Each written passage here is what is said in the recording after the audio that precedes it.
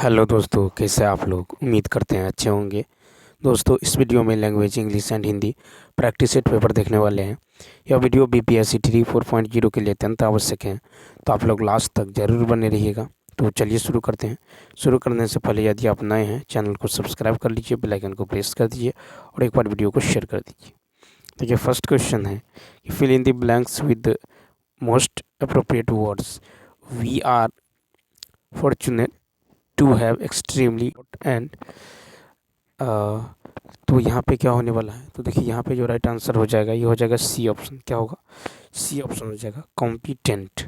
अब देखिए, कॉम्पिटेंट मतलब होता है हैविंग इनफ स्किल और knowledge to do something well, यानी सक्षम। इसका अर्थ होता है सक्षम। ठीक है, सक्षम या फिर योग्य। क्या होता है? सक्षम, योग्य। ठीक है, तो कॉम्पिटेंट मतलब होता है सक्षम, योग्य। ठीक है, उसके बाद देखिए क्वेश्चन नंबर नेक्स्ट की यदि बात करें, सेकंड है select the most appropriate one word substitution for the given words. A person who collects coins. तो यहाँ पे राइट आंसर होगा बी ऑप्शन। ठीक है, क्या होगा? न्यूमिस्मेटिस्ट। ठीक है, तो देखिए, a person who collects coins, इसको बोलते हैं न्यूमिस्मेटिस्ट, यानी सिक्का इकट्ठा करना। ठीक है, सिक्का इकट्ठा करने वाला। ठीक है, सिक्का। ठीक है, सिक्का इकट्ठा करने वाला। ठीक है, सिक्का इकट्ठा करने वाला। ठीक है, सिक्का इकट्ठा करने वाला। ठीक है, तो यहाँ पे राइट आंसर हो जाएगा आपको बी ऑप्शन। उसके बाद यदि देखें, यहाँ पे देखिए, यहाँ पे है ऑर्निथोलॉजिस्ट। ऑर्निथोलॉजिस्ट यानी पक्षी विज्ञान। क्या होता है? पक्षी। ठीक है, पक्षी विज्ञानी। ठीक है, पक्षी विज्ञानी ऑर्निथोलॉजिस्ट। उसके बाद देखिए, यहाँ पे है फिलेटेलिस्ट। ठीक है, फिलेटेलिस्ट, इसका अर्थ क्या होता है? तो इसका अर्थ होता है स्टाम्प इकट्ठा करना। ठीक है, स्टाम्प। ठीक है, स्टाम्प इकट्ठा, स्टाम्प इकट्ठा करना। ठीक है, स्टाम्प इकट्ठा करना। तो याद रखना है, यहाँ पे राइट आंसर क्या होगा? दो का होगा, बी ऑप्शन। नेक्स्ट क्वेश्चन देखिए, क्वेश्चन नंबर 3 है कि चूज दी करेक्टली स्पेल्ड वर्ड। तो 3 का होगा ए ऑप्शन। ठीक है, तो यहाँ पे होगा SURROUND, सराउंड। ठीक है, सराउंड मतलब होता है चारों तरफ। ठीक है, चारों तरफ। ठीक है, चारों तरफ घेरना। सराउंड मतलब होता है चारों तरफ घेरना। तो यहाँ पे राइट होगा। Next question number 4। Question number 4 है Mumbai is dot than Delhi, choose the correct option. तो 4 का क्या होगा? बी ऑप्शन होगा। ठीक है, तो यहाँ पे जो है क्या हो जाएगा? तो 4 का होगा बी ऑप्शन, यहाँ पे राइट होने वाला है। Mumbai is further. ठीक है, फर्दर देन दिल्ली। तो यहाँ पे जो राइट आंसर होगा फर्दर, FARTHER हो जाएगा 4 का। तो देखिए, यहाँ जो है मुंबई दिल्ली से दूर है। ठीक है, तो दूरी बताने के लिए फार का यूज करते हैं। दिल्ली बताने के लिए फार का यूज करते हैं। ठीक है, तो यहाँ पे जो है इसका कंपैरेटिव डिग्री हो जाएगा FARTHER। ठीक है, क्या होगा? FARTHER। ठीक है, तो फार का जो है कंपैरेटिव डिग्री यहाँ पे हो जाएगा। ठीक है, उसके बाद देखिए, यहाँ पे FURTHER, फर्दर FURTHER, FURTHER। इसका अर्थ क्या होता है? इसका अर्थ होता है आपको अगला या आगे। इसका अर्थ होता है अगला। ठीक है, अगला या फिर आगे, अगला या फिर आगे। ठीक है, उसके बाद देखिए beside, BESID, beside. तो यहाँ पे जो होगा बी साइड मतलब होता है बगल में। बी साइड मतलब क्या होता है? बगल में। ठीक है, तो बी साइड मतलब क्या होता है? बगल में। 5 देखिए, क्वेश्चन नंबर 5 है कि एडजेक्टिव ऑफ साइंस इज। तो 5 का होगा बी ऑप्शन, साइंटिफिक। ठीक है, तो साइंस नाउन है और इसका जो है एडजेक्टिव जो है, एडजेक्टिव रूप होगा SCIENTIFIC, साइंटिफिक। क्या होगा? साइंटिफिक हो जाएगा। ठीक है, क्वेश्चन नंबर 6। क्वेश्चन नंबर 6 है कि JNU is dot university, fill in the blanks with suitable article. 6 का होगा ए ऑप्शन। क्या होगा? ए ऑप्शन, यानी JNU इज अ यूनिवर्सिटी। ठीक है, तो यहाँ पे देखिए, तो 6 का जो होगा, यूनिवर्सिटी के प्रथम लेटर यू का उच्चारण हिंदी के कंसोनेंट से हो तो ए का प्रयोग करना चाहिए। नेक्स्ट 7 है कि you will hurt yourself is dot dot dot. तो यहाँ पे देखिए, योर सेल्फ की यदि बात करें तो योर सेल्फ जो हो जाएगा 7 का, ये हो जाएगा ए ऑप्शन, यानी रिफ्लेक्सिव प्रोनाउन हो जाएगा। ठीक है, क्या होगा? Reflexive pronoun. ठीक है, तो 7 का ए ऑप्शन। तो देखिए, जब सेल्फ या सेल्फ्स जो है वाले शब्द का प्रयोग नाउन या प्रोनाउन के पश्चात हो तो यह इम्फेटिक प्रोनाउन कहलाता है। जब नाउन या प्रोनाउन के बाद होगा तो ये इम्फेटिक प्रोनाउन कहलाएगा। और जब वर्ब के पश्चात हो, और जब वर्ब के, देखिए, वर्ब के पश्चात हो तो, ठीक है, रिफ्लेक्सिव प्रोनाउन कहलाता है। जब नाउन या प्रोनाउन के बाद होता है सेल्फ, ठीक है, या सेल्फ्स का प्रयोग तो ये क्या होगा? Emphatic pronoun. और जब यह वर्ब के बाद आएगा, जब यह वर्ब के पश्चात आता है तो ये रिफ्लेक्सिव जो है प्रोनाउन कहलाता है। ठीक है, तो यहाँ पे हर्ट वर्ब है, HURT हर्ट क्या है? वर्ब है, और इसलिए योर सेल्फ क्या होगा? रिफ्लेक्सिव प्रोनाउन होगा। यहाँ पे A option. Next question number 8। Question number 8 है कि आई अफ्रेड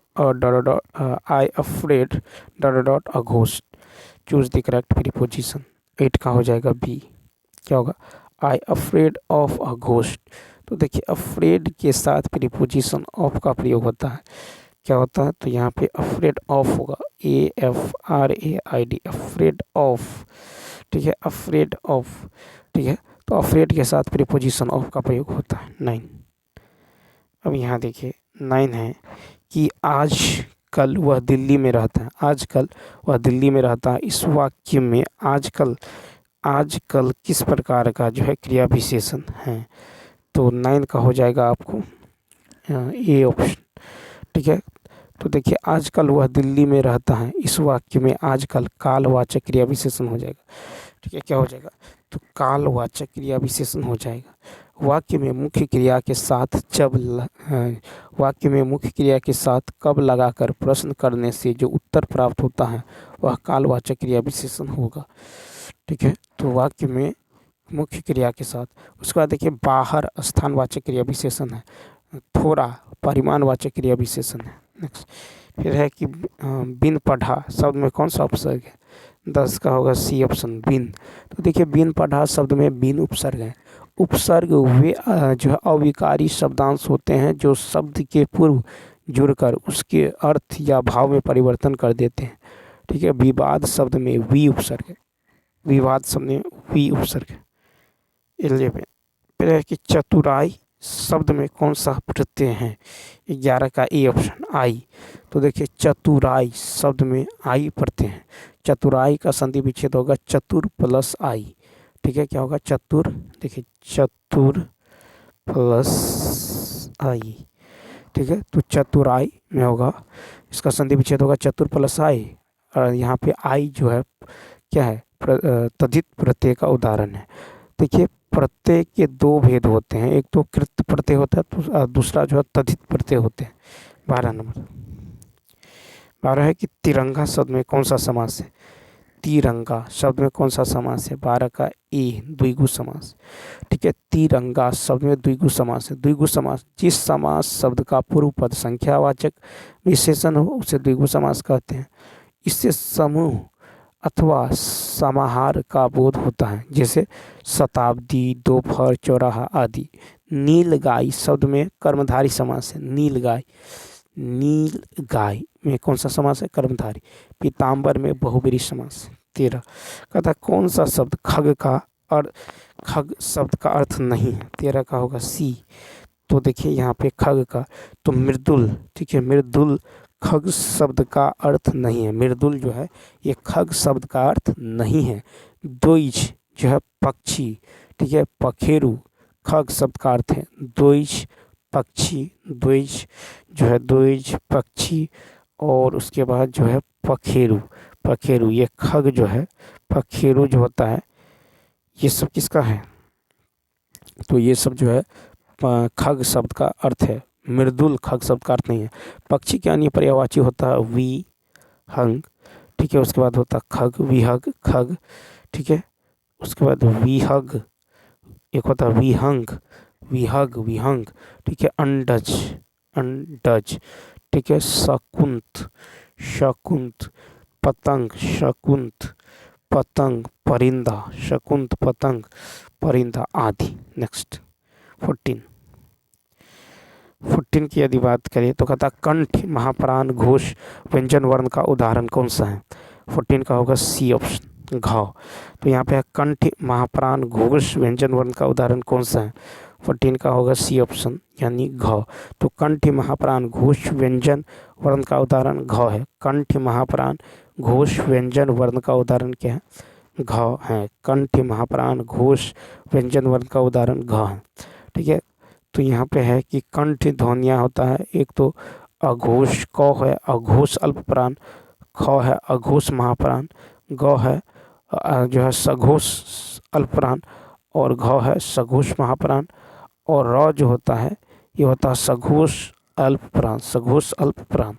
तो यहाँ पे कहता है कि कंठी महाप्राण घोष व्यंजन वर्ण का उदाहरण क्या है, तो घ। ठीक है, तो दंत्य उच्चारण स्थल वर्ण है यो, दंत्य उच्चारण स्थल वर्ण क्या है, यो है। उष्ठ उच्चारण स्थल वर्ण है फ, क्या है, फ। क्वेश्चन नंबर देखिए नेक्स्ट 15। क्वेश्चन नंबर 15 की यदि बात करें तो 15 है आलंबन तथा उद्दीपन के द्वारा जो है द्वारा आश्रय के हृदय में अस्थायी भाव जागृत या उद्दीप्त होने पर आश्रय में जो चेष्टाएं होती हैं उन्हें जो है क्या संज्ञा दी जाती है। 5 का होगा ए ऑप्शन अनुभाव। तो आलंबन तथा उद्दीपन के द्वारा आश्रय के हृदय में अस्थायी भाव जागृत या उद्दीप्त होने पर आश्रय में जो चेष्टाएं होती हैं उन्हें जो है अनुभाव संज्ञा दी जाती है। ठीक है, अब देखिए भरत मुनि ने अस्थायी भाव की संख्या 8 मानी है। ठीक है, भरत मुनि ने अस्थायी भावों की संख्या कितनी मानी है, 8 मानी है। अस्थायी भावों के जो कारण होते हैं उन्हें जो विभाव कहते हैं। ठीक है, और है कि संचारी भावों की संख्या कितनी है, 33 है संचारी भावों की संख्या। नेक्स्ट कहता कि सच्चे लोग कभी हारते नहीं, इस वाक्य में सच्चे किस प्रकार का विशेषण है। 16 का होगा ए ऑप्शन गुणवाचक। तो देखिए सच्चे लोग कभी हारते नहीं हैं, इस वाक्य में सच्चे गुणवाचक विशेषण है।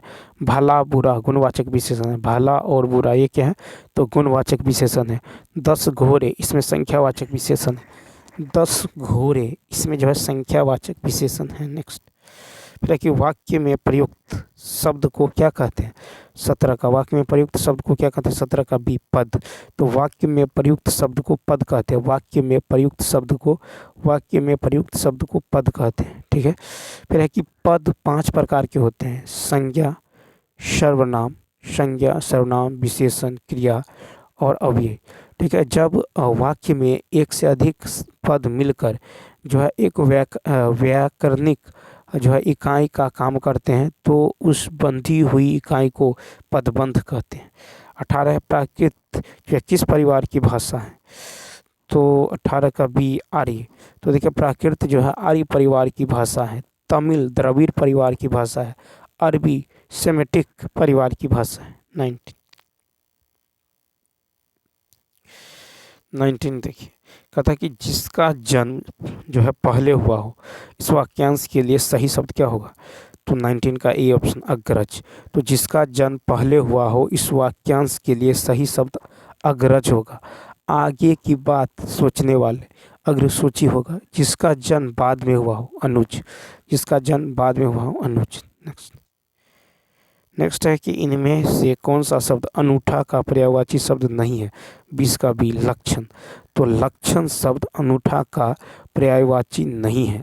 अनूठा का पर्यायवाची शब्द अनोखा, अद्भुत, विचित्र, अजीब, विलक्षण आदि। नेक्स्ट है कि वह जो है मेरा पड़ोसी है। इस वाक्य में वह किस प्रकार का विशेषण है? 21 का सी, सार्वनामिक विशेषण। वह मेरा पड़ोसी है, इस वाक्य में वह जो है सार्वनामिक विशेषण है। जो सर्वनाम शब्द संज्ञा के लिए विशेषण का काम करते हैं उन्हें सार्वनामिक विशेषण कहते हैं। जैसे यह, वह, जो, कौन, क्या आदि। परिमाणवाचक क्रिया विशेष परिमाणवाचक विशेषण के दो भेद होते हैं, संख्यावाचक विशेषण के भी दो भेद होते हैं। फिर है कि अत्यल्प का सही संधि विच्छेद क्या होगा? तो देखिए अति जोर अल्प क्या होगा? अति जोर अल्प। ठीक है, अत्यल्प का होगा अति जोर अल्प। सी ऑप्शन क्या होगा? C option. फिर है संधि। संधि का अर्थ होता है जोर या मेल होना। संधि का अर्थ होता है जोर या मेल होना। संधि के तीन भेद है, स्वर संधि, व्यंजन संधि और विसर्ग संधि। ठीक है, नेक्स्ट। कौन सा शब्द पुल्लिंग है? तो 23 का होगा ए ऑप्शन, विधुर। विधुर शब्द पुल्लिंग है। ठीक है, रात तथा वर्षा स्त्रीलिंग है। रात, वर्षा ये सब स्त्रीलिंग है। विधुर पुरुष जिसकी पत्नी जीवित न हो। विधुर का अर्थ होता है पुरुष जिसकी पत्नी जीवित न हो। 24 कहता तुम बड़े चालाक हो, इस वाक्य में कौन सी अशुद्धि है?